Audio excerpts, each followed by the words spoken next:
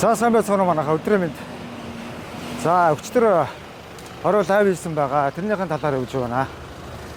За хэмжээний үйлдвэрт 2 монгол маань ажиллаад, гэр бүлийн 2 монгол маань ажиллаад салин мөнгө авч чадаагүй.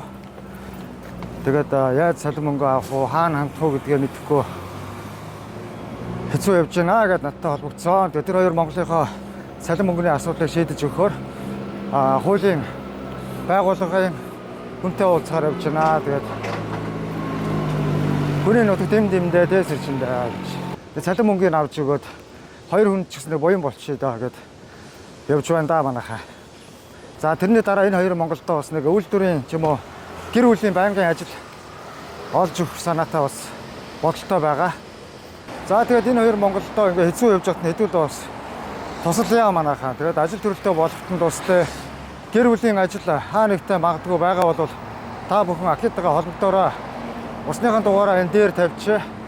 Тэгээд усны дугаараар холбогдоод энэ хоёртоо бас хэдүүлээ ажил төрөлтөө болохдноос туслаад өгчөө манайхаа. Хүний нутаг дэм дэмдээ дээсэрчэндээ манайхаа. За амжилт хүсье.